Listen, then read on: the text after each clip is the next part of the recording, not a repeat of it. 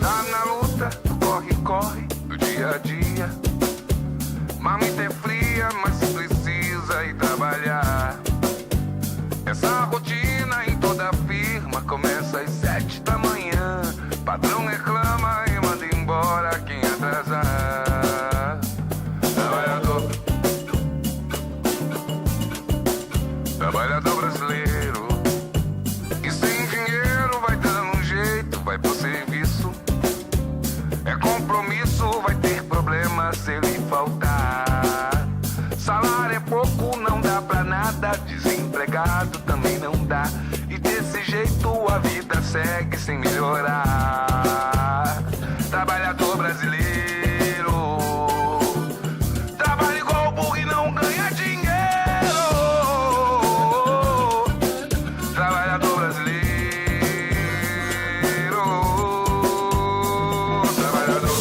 Olá, companheiras e companheiros, estamos dando início em mais um Sindicatos em Movimento, hoje com o tema O Novo Ensino Médio, proposto aí pelo atual governo, presidente da República, Michel Temer. A gente entende que mudanças, né, no nosso modelo educacional, no nosso sistema educacional, são necessárias, já que em avaliações internacionais a gente acaba ocupando as últimas posições, né, no ranking aí de educação.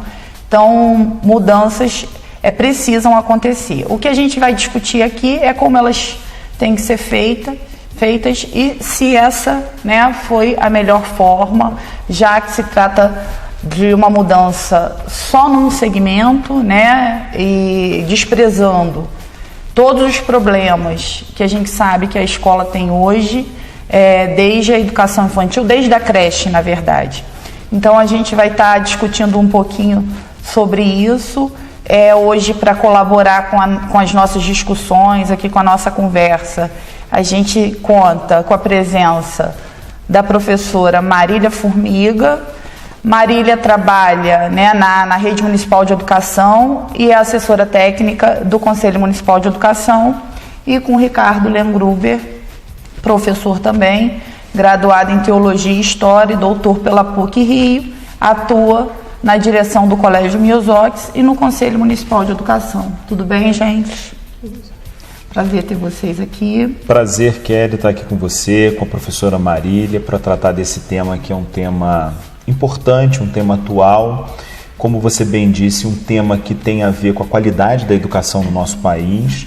Infelizmente, nós estamos nos últimos lugares aí dos rankings internacionais. Ranking não é nunca uma coisa muito importante, mas revela, pelo menos, que nós temos problemas muito sérios, né? E a medida é uma medida que visa melhoria, mas eu acho que a gente precisa discutir para saber se, de fato, a gente vai conseguir alcançar melhoria, desenvolvimento, qualificação da nossa educação com esse tipo de medida que ocorreu. Muito obrigado pelo convite. Nada. Olha, eu tenho minhas dúvidas, tá? Se visa melhorias mesmo, mas vamos conversar para ver se a gente se convence aí. Eu dividi em alguns pontos principais, são 6 pontos, que são os pontos mais polêmicos da medida. A gente podia começar com a questão da medida provisória, né? Uma implementação, uma mudança desse nível, né, através de uma medida provisória, não me parece uma coisa muito apropriada, né?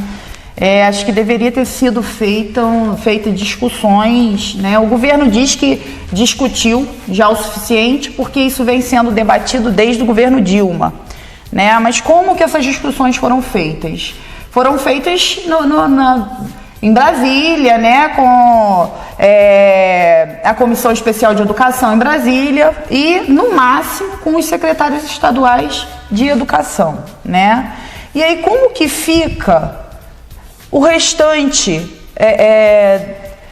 dos envolvidos, né? Como é que fica a discussão mais de base, né, com os professores, com os alunos, com os gestores das escolas, né? Essa coisa de envolver a comunidade escolar, como que fica isso, se isso não fica prejudicado, tendo a medida provisória como determinante aí do processo?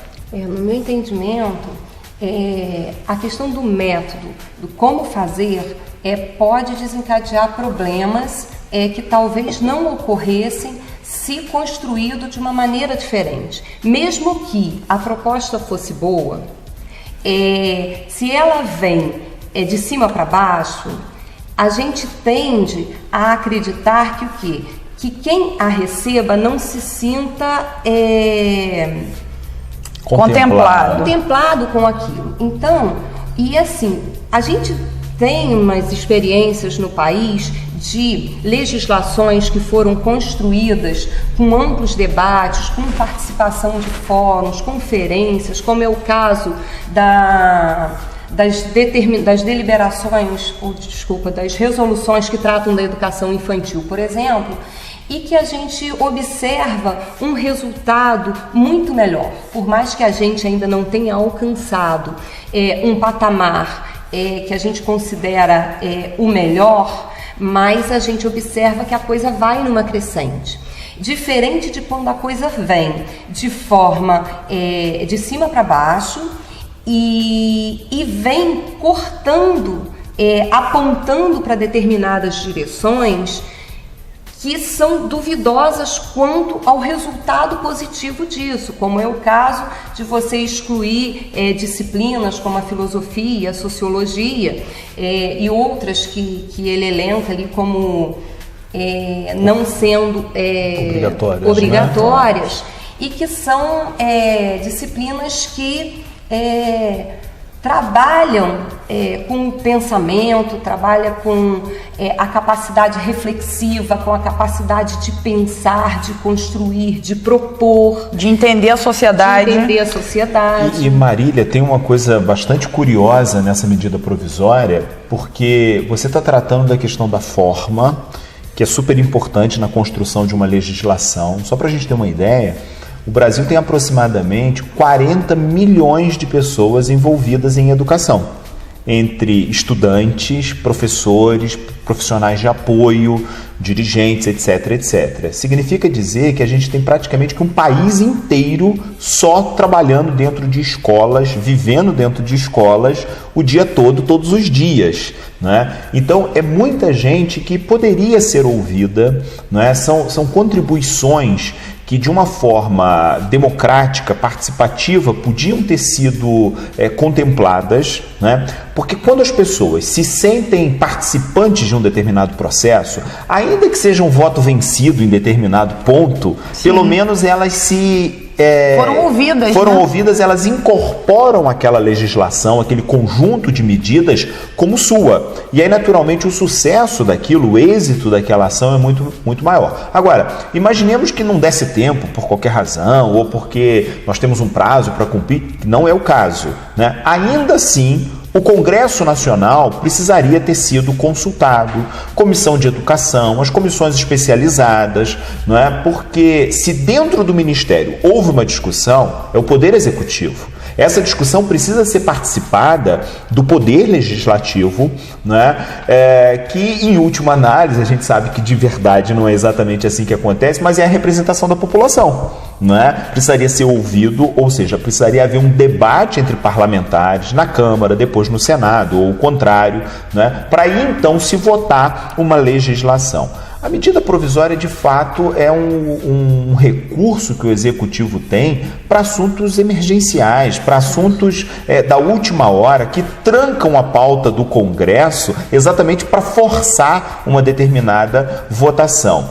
Então eu fico, sinceramente, li a medida, li diversos argumentos sobre o assunto, mas eu fico me perguntando, o que é que está por detrás de uma ação como essa? Essa é a pergunta que não quer calar. Para ela ser feita no afogadilho, não é? Do final de um ano, e um monte de outras questões que certamente a gente vai tratar. Mas eu, sinceramente, desaprovo, como profissional de educação que somos nós, como alguém que está aí dentro desse tipo de trabalho, que um assunto tão sério para um país, porque isso não tem a ver com o governo que está em exercício, isso tem a ver com a sociedade brasileira, não é? É um assunto de longa duração, que seja feito por medida provisória. E a educação é um assunto que você colocou, né? Tem quase que um país exatamente envolvido em educação diretamente, mas indiretamente, educação é de responsabilidade social, é responsabilidade de todos, né? Sem dúvida. Ainda em relação à questão dos fóruns, obviamente o legislativo tem, né, teria e tem de ser participado, mas eu acho que antes disso, né, Marília, a gente tem fóruns de base, né? A gente já trabalhou outras questões usando os fóruns de base. E isso não aconteceu. Além da questão do órgão normativo, que seria o Conselho Nacional, que deveria ter a manifestação desse conselho, que em várias ocasiões, na construção de legislações, provocou os fóruns, teve atitudes democráticas, né, de sair do seu espaço e ouvir, né? E então, assim, de imediato, a gente já imagina que o método está errado. Completamente equivocado. Completamente fora do que a gente poderia ter num país em que a gente deseja democrático, que a Constituição prevê uma ação que os espaços públicos, as decisões públicas sejam tratadas de forma democrática. A gente ainda não alcançou e a gente tem que avançar nessa direção e não... sem dúvida nenhuma, o grande problema inicial da medida é o fato de ser uma medida provisória. Essa não é uma matéria para ser tratada dessa forma. Maneira. Há, por exemplo, determinados dispositivos na medida que falam em 2018.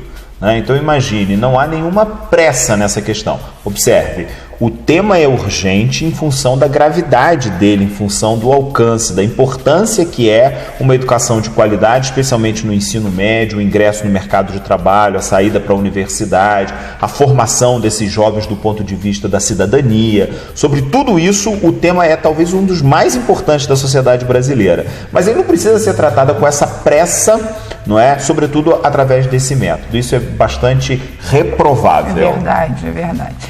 Bom, sim, dá pano para manga as discussões, sem né? Dúvida, tem assunto para a gente ficar só nesse tema muito tempo, mas a gente tem o tempo do programa aqui, né, relativamente curto. Então a gente no próximo bloco vai tratar da flexibilização do currículo, tá? A gente vai para um breve intervalo e volta já. Trabalhador brasileiro,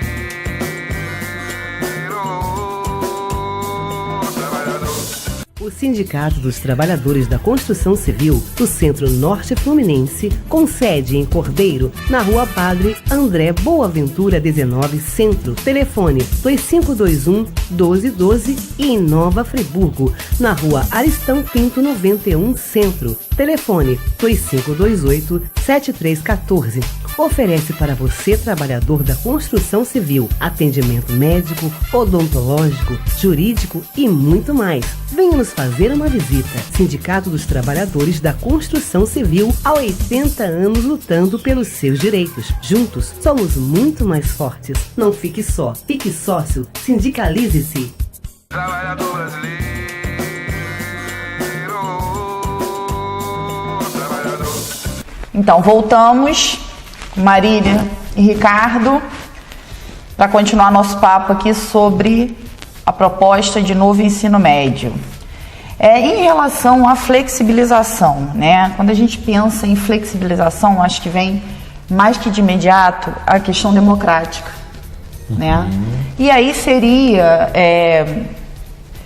eu particularmente vislumbraria algo de positivo para dentro das escolas, né? Você tem uma flexibilização do currículo, você dá mais autonomia para a escola para estar construindo ali, para estar adequando o seu currículo às suas realidades, Só que a coisa me parece que não é bem essa, né?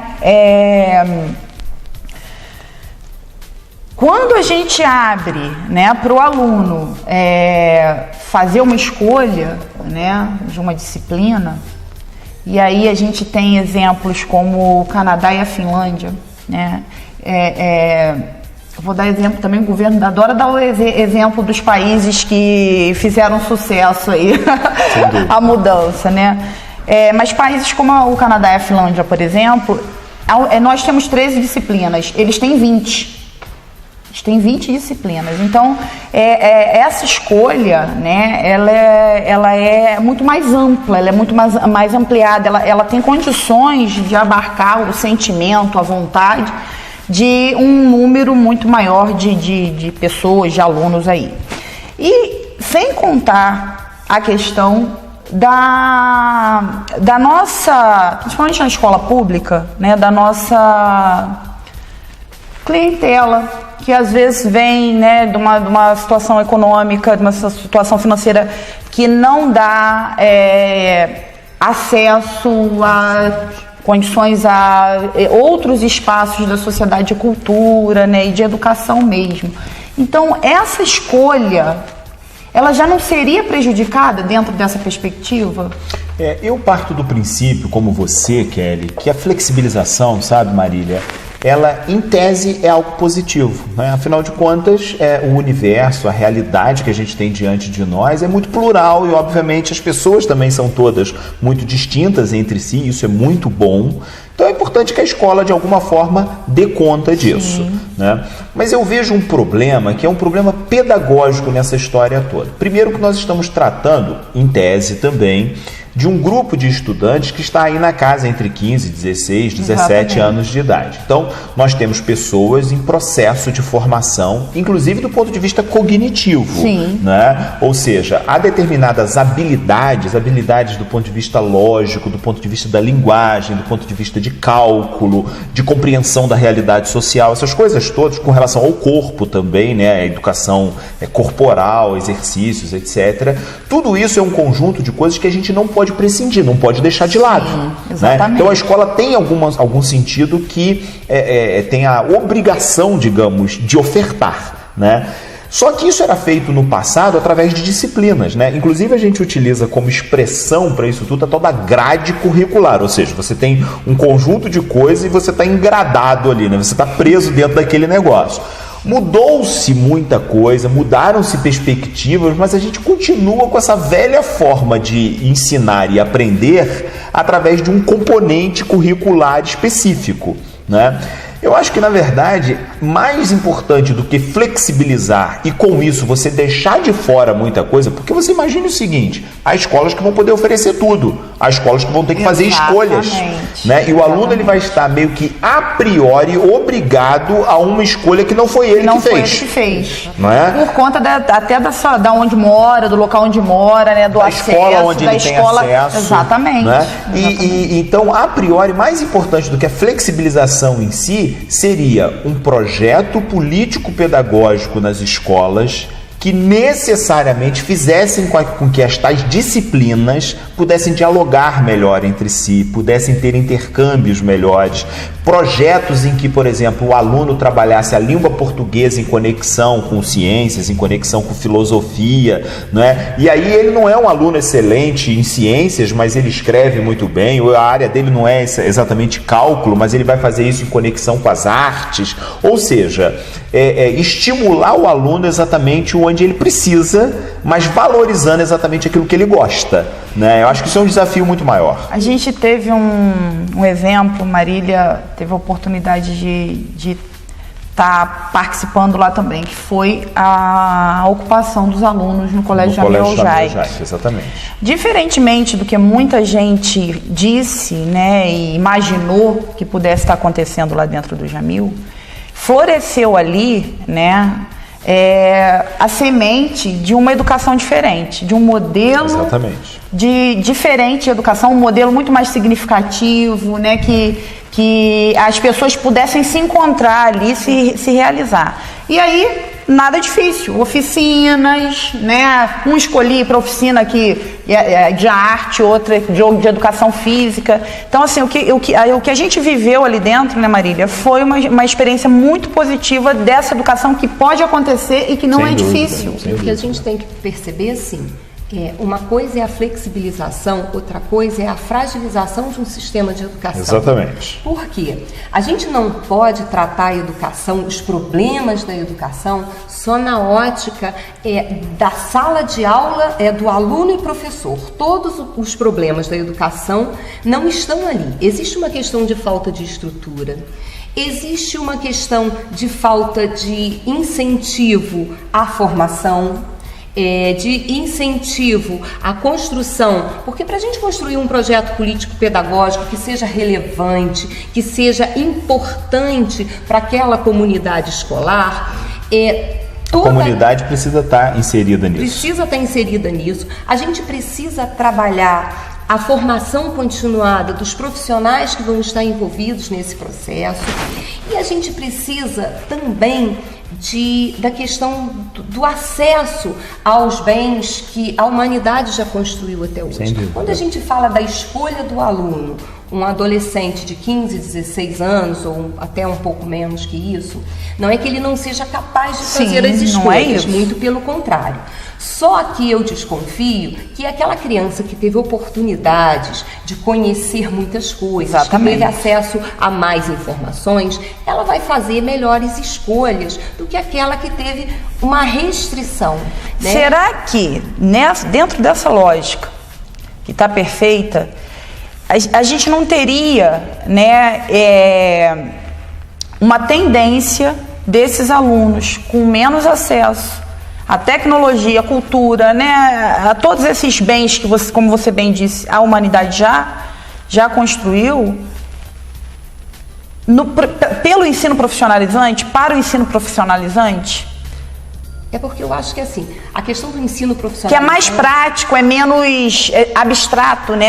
A questão do ensino profissionalizante talvez seja a opção até pela necessidade imediata. Exatamente. Também. E também, como a gente tem uma caminhada social da sociedade brasileira, que a gente vê que os grupos dominantes, e a mídia é uma grande responsável por isso, por negligenciar informações e trabalhar numa linha mais alienante, talvez as escolhas, elas não sejam...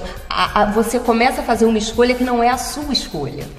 Exatamente. Aquela escolha que vai ser melhor para aquela sua comunidade, que vai ser melhor para você individualmente, enfim, porque a gente tem que pensar que a escola, ela vai dar um retorno para a sociedade de alguma forma. Se a gente trabalha o espaço da escola, como a gente pôde vivenciar no Jamil El-Jaik, com assembleias, com debates para discutir qual era a medida, para discutir as tarefas diárias, coisas do cotidiano que aconteciam ali, que estavam recheadas de filosofia, recheadas de sociologia, recheadas de arte, recheadas de uma série de questões, de conhecimentos.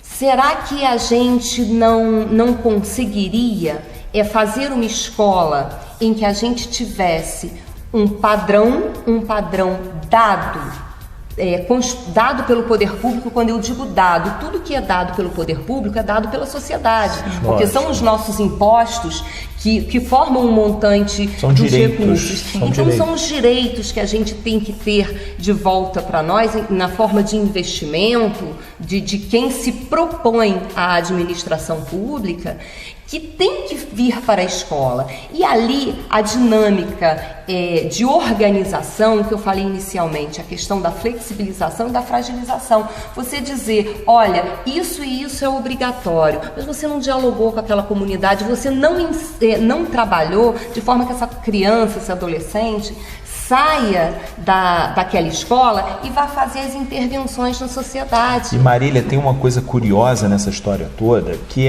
repito, é pedagógica. A escola, quando ela diz que algo é obrigatório e que algo não é obrigatório, ela de antemão ela fez escolhas pelas pessoas. Sim. Não é? E aí é muito curioso porque, para mim é uma questão de lógica, né? Se todo mundo estuda as mesmas coisas a vida toda, a gente não vai caminhar, a gente não vai avançar. É preciso que haja em nome da tal da flexibilização, nunca fragilizar o currículo, nunca diminuir qualidade, nunca puxar a régua para baixo. Ao contrário, é preciso dar liberdade para que as pessoas, nas suas experiências onde estão, elas inovem. Não é? Eu acho que o grande problema da educação brasileira, diferente de outras experiências que há no mundo, e aí há em países ricos, mas há em países também com economias pequenas. Não é? O Canadá não é um país de uma economia... a Suécia, exatamente. a Finlândia. São países com experiências econômicas mais modestas em alguns casos, mas que investem em inventividade, em inovação, ou seja, garantir a criatividade. Agora eu me pergunto, como é que a gente consegue investir em criatividade? Se eu quero ter tecnologia, parque de desenvolvimento, etc, etc no Brasil, estou pensando com a cabeça do mercado, né? Mas mesmo com essa cabeça, como é possível a gente conseguir avançar se a gente não tem liberdade para estudantes e professores, né, que são os atores, digamos assim, mais imediatos no processo, agirem? Né? Então me parece que a flexibilização proposta pela medida provisória do tal novo ensino médio, ela na verdade precariza o processo todo, né? Até por outras questões que eu acho que no próximo bloco a gente pode tratar. Quem são esses professores? A medida abre brecha para qualquer tipo de profissional trabalhar. Amplia a carga horária, mas medidas anteriores diminuíram os níveis de investimento em educação. Então me parece que no final das contas, desse limão não vai se fazer limonada. Né? Complicado. Bom, vamos para um breve intervalo mais uma vez. Voltamos já. Trabalhador brasileiro, trabalhador. O Sindicato dos Trabalhadores da Construção Civil do Centro Norte Fluminense, com sede em Cordeiro, na Rua Padre André Boaventura 19 Centro, telefone 2521-1212, e em Nova Friburgo, na Rua Aristão Pinto 91 Centro, telefone 2528-7314. Oferece para você, trabalhador da construção civil, atendimento médico, odontológico, jurídico e muito mais. Venha nos fazer uma visita. Sindicato dos Trabalhadores da Construção Civil, há 80 anos lutando pelos seus direitos. Juntos, somos muito mais fortes. Não fique só, fique sócio, sindicalize-se. Trabalhador brasileiro, trabalhador. Voltamos com sindicatos em movimento, com a presença do Ricardo e da Marília, contribuindo hoje aí para a nossa discussão, o novo ensino médio. A gente tem uma mania de imitação, pelo que eu percebo, né? E muitas vezes a gente copia, né? Importa de outros países modelos já malfadados e falidos, como a gente teve experiência aqui no Rio de Janeiro com o Sérgio Cabral na implementação do método meritocrático, né, Marília, que não deu certo, foi um fiasco e misturou GID e agora tira GID. Então a gente tem essa cultura, parece, né? Apesar da gente ter teóricos reconhecidos, inclusive internacionalmente, exatamente, de educação, que entendem da nossa educação, citando aí Paulo Freire, por exemplo, né? E a gente acaba por fazer essas opções, né, dessas metodologias que não tem, muitas vezes, nada a ver com a nossa realidade. Isso vai cair também, Kelly, naquela questão que a gente já falou no bloco anterior, sobre a questão da construção pelas bases. Porque assim, quando a gente traz um contexto, não é que a gente não tenha que observar o que está sendo feito mundo afora. O que a gente tem que olhar o que ocorre no mundo, a gente tem que trazer para o nosso contexto, dialogar com a nossa questão cultural, né, com os nossos interesses enquanto sociedade, porque a gente não pode vestir uma roupa que não nos cabe, ou não nos cabe pelo tamanho, ou não nos cabe pelo gosto. E Marília, é aquela história, a gente é cidadão do mundo, né, no mundo globalizado, mas a gente vive numa aldeia, né? Os nossos pés estão num lugar assim, muito específico, né? A gente precisa estar em conexão com o mundo todo, aprender, absorver, dialogar, importar, exportar, né? Isso é importantíssimo, mas a gente precisa partir das nossas experiências concretas. A Lei de Diretrizes e Bases, lá de 1996, né, ou seja, nós estamos há 20 anos dela, ela já anunciava uma política de educação nessa direção, ou seja, escolas e sistemas de ensino, redes de ensino que tivessem autonomia, tivessem liberdade para pensar nos seus currículos, pensar em sistemas de avaliação, pensar inclusive nos temas a serem trabalhados na sala de aula, na escola. O que a gente vê com isso, depois da Lei de Diretrizes e Bases, é que as regulamentações que começaram a surgir, uma lei que era muito flexível, na verdade foram engessando e foram engradando, né, para usar uma palavra que a gente já usou lá atrás, o currículo da escola brasileira. Agora, me preocupa muito, sabe, Kelly, a história de tornar optativas determinadas disciplinas no currículo brasileiro, que são disciplinas, e aí eu, por exemplo, sou professor de filosofia, né? Eu estou naturalmente militando aqui em causa própria, né? Mas não é simplesmente por causa disso, é porque se nós temos um currículo, né, que é preferencialmente tecnicista, não é? Ou um currículo que é especificamente conteudista, nós não conseguimos formar duas coisas que, na minha concepção, são muito importantes. De um lado, a questão da criatividade, a questão da inventividade, da inovação, do desenvolvimento, digamos, intelectual das pessoas, né? Falei de filosofia, mas eu poderia colocar junto as artes, a música, a educação física e uma série de outras questões, né? Os Estados Unidos é uma potência do ponto de vista do esporte e não tem sequer um ministério de esporte. Por quê? Porque esporte é uma realidade tão profunda na vida das escolas americanas, base, né? Que os talentos esportivos são descobertos muito cedo, né? E eles criaram ali uma junção muito inteligente, porque o indivíduo, para praticar o esporte, ele tem que estudar, inclusive até a universidade, então isso naturalmente profissionaliza e cria talentos ao mesmo tempo. Então, de um lado, a questão da criatividade, mas de outro, a questão crítica, a questão do ponto de vista político, da cidadania, a questão da formação da pessoa como um agente de transformação da sua sociedade. Essas duas coisas a gente está negligenciando com esse tipo de medida. Me parece que esse tipo de medida extremamente temerosa para nós brasileiros, né? Em função principalmente da tentativa de nos deixar à parte das decisões políticas do país. Por quê? Uma vez capazes de pensar, a gente é capaz de intervir, a gente é capaz de transformar.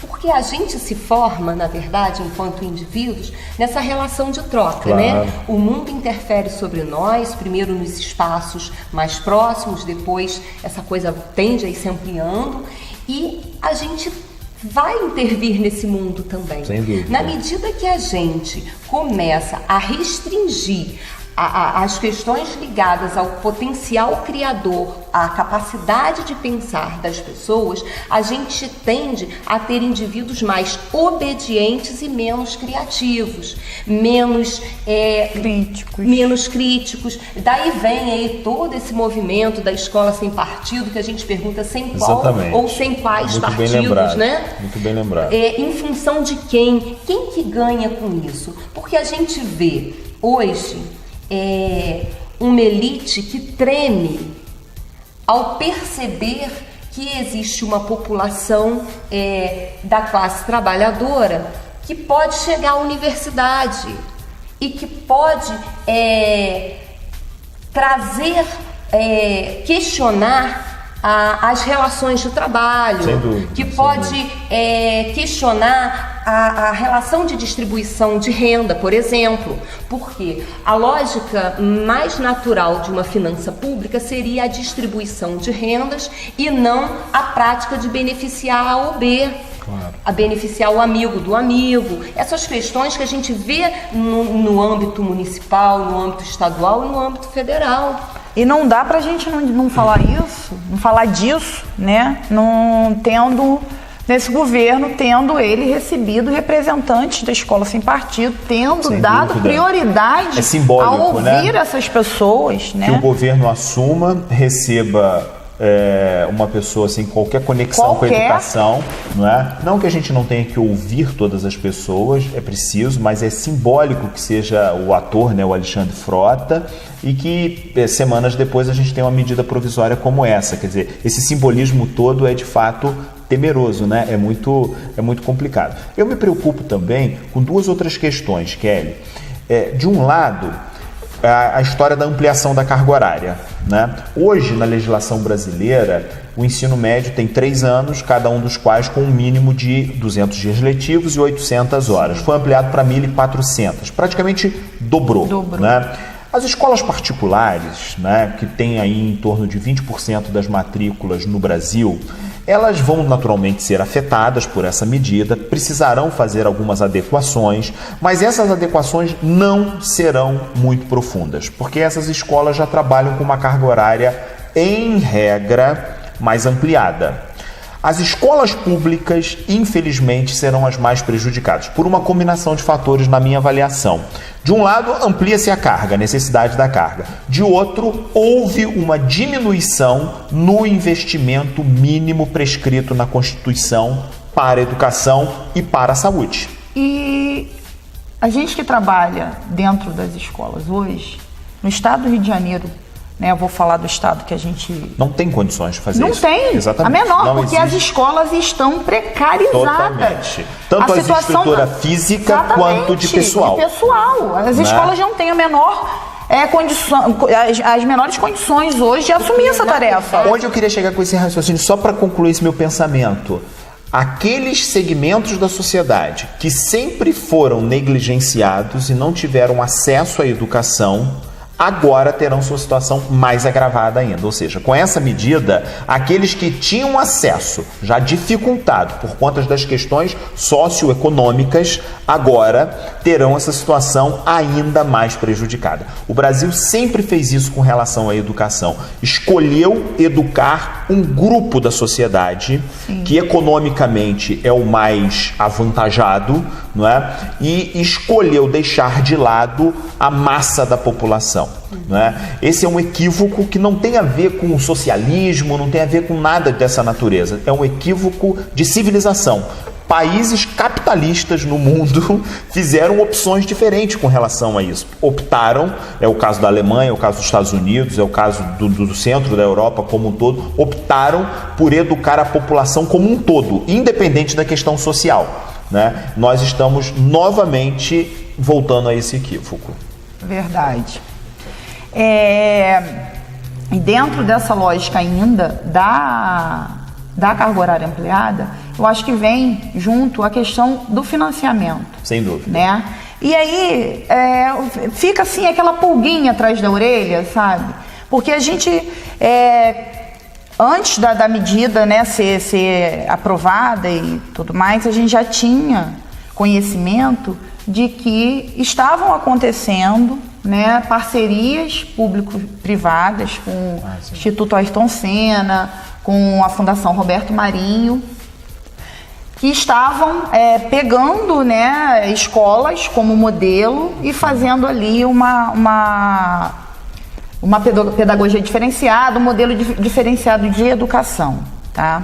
Então, assim, será que isso não está por trás, essa privatização da educação pública? Eu acho duas coisas. Eu acho que nós teremos outras medidas nas próximas semanas ou nos próximos meses, que aí as coisas vão se encaixar melhor, a gente vai entender o que efetivamente está acontecendo. Por exemplo, com abertura para que empresas do setor de educação atuem no setor público. Eu acho que isso é possível que venha por aí ainda. E é ruim porque educação é um direito constitucional de todos os cidadãos. E uma questão séria que a gente não tratou, não dá tempo, infelizmente, é o tal do notório saber. Não é? Que garantia eu terei do profissional que estará dentro da sala de aula ensinando para os meus filhos, por exemplo, ensinando para as crianças e adolescentes no Brasil. E aí qual o intuito do governo com isso, né? Exatamente. Porque a gente sabe que hoje milhares de profissionais de educação abandonam suas carreiras, abandonam a profissão por conta das más condições de trabalho, os péssimos salários, adoecimento por doenças que têm a ver ao trabalho, à profissão, né? Ligadas ao trabalho e à profissão. Saúde mental, inclusive. E nada é feito a respeito. Então, assim, o que me parece é que ele quer resolver um problema dessa magnitude, né? Sem dúvida. Que é você formar o professor, né? Você dar estrutura e condições de trabalho, retirando a obrigatoriedade da docência. Exatamente. Né? Assim, nosso tempo se foi, né? Se foi, tem uma assunto, dava pra gente conversar a beça ainda sobre isso, é um assunto importantíssimo, agradeço muito a presença de vocês aqui, acho que dá até para um próximo programa a gente, né, continuar discutindo, como você falou, provavelmente virão outras medidas e aí a gente traz o assunto de novo, tá, Marília? Obrigada por ter vindo. Quer fazer mais alguma consideração? Eu acho que assim, o que a gente tem que entender que nesses momentos em que os nossos direitos são atacados e severamente atacados, como ocorre no governo de Temer, é hora da gente não temer e é hora da gente reagir de alguma maneira. Então eu acho que fica aí, porque não adianta uma escola de horário ampliado sem as condições adequadas de trabalho, com a fragilização do trabalho que vai ocorrer ali dentro. Então, nesse sentido, eu acho que assim, existe um ataque e é uma hora que a gente tem que ir para cima, a gente tem que reagir. Verdade. Então vamos começar agora, fora Temer. Obrigada pela atenção de todos, espero que vocês tenham gostado. Até o próximo programa, um abraço. Está na luta, corre do dia a dia.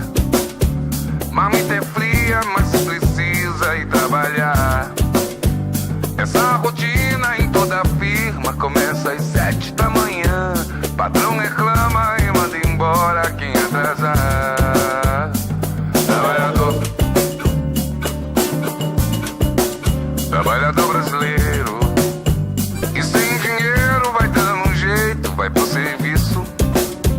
É compromisso, vai ter problema se ele faltar. Salário é pouco, não dá pra nada, desempregado também não dá. E desse jeito a vida segue sem melhorar. Trabalhador